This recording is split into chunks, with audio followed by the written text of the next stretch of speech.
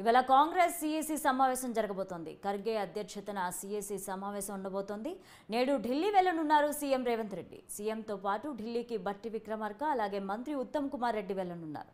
మిగిలిన 8 మంది లోక్సభ అభ్యర్థుల ఎంపికపై చర్చ జరగబోతోంది. ఇప్పటికే 9 మంది అభ్యర్థులను ప్రకటించింది కాంగ్రెస్.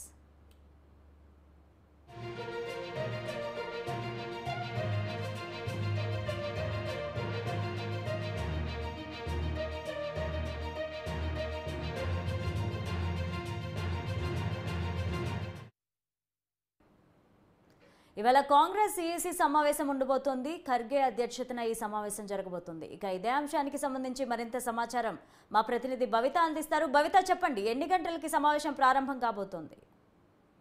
ఈ రోజు మధ్యాహ్నం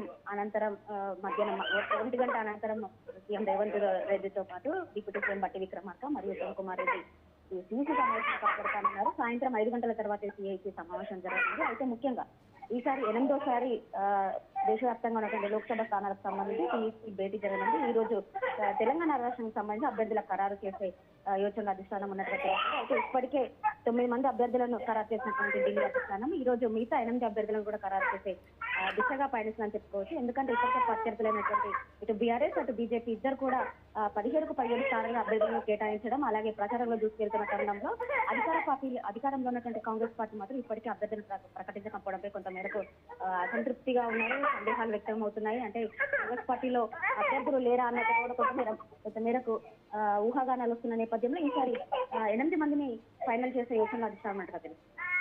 రైట్, థ్యాంక్ యూ భవిత.